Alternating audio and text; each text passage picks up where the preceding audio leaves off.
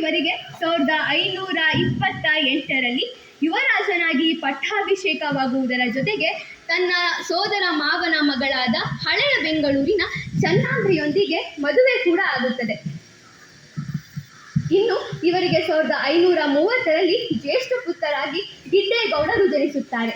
ಮಪ್ಪಿನಲ್ಲಿದ್ದ ಕೆಂಪನಂಜೇಗೌಡರು ತನ್ನ ಮಗನಿಗೆ ನಾಡನ್ನಾಡುವ ಎಲ್ಲ ಅರ್ಹತೆ ಯೋಗ್ಯತೆ ಇದೆ ಎಂದು ತಿಳಿದು 1531ರಲ್ಲಿ ಕೆಂಪೇಗೌಡರಿಗೆ ನಾಡಪ್ರಭುಗಳಾಗಿ ಪಟ್ಟಾಭಿಷೇಕವನ್ನು ಕೂಡ ಮಾಡುತ್ತಾರೆ. ರಾಜನಾದ ಬಳಿಕ ಸೋದರರೊಡನೆ ಸೇರಿ ಹಲವಾರು ಯುದ್ಧಗಳನ್ನು ಕೆಂಪೇಗೌಡರು ಜಯಿಸುತ್ತಾರೆ.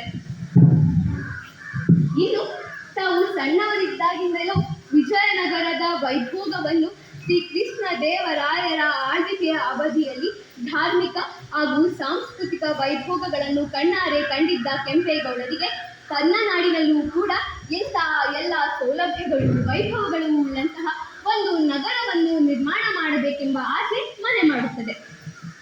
ಹಾಗಾಗಿ ತಮ್ಮ ರಾಜಧಾನಿಗೆ ಸ್ಥಳವನ್ನು ತಮ್ಮ ಆಸ್ಥಾನದ ಎಲ್ಲ ಮುಖ್ಯಸ್ಥರೊಡನೆ ಸೇರಿ ಆಯ್ಕೆ ಮಾಡುತ್ತಾರೆ.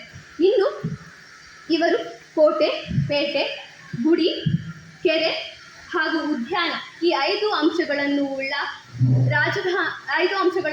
ನೀಲಿನಕ್ಷೆಯನ್ನು ರಾಜಧಾನಿಯ ನಿರ್ಮಾಣಕ್ಕಾಗಿ ತಯಾರು ಮಾಡುತ್ತಾರೆ.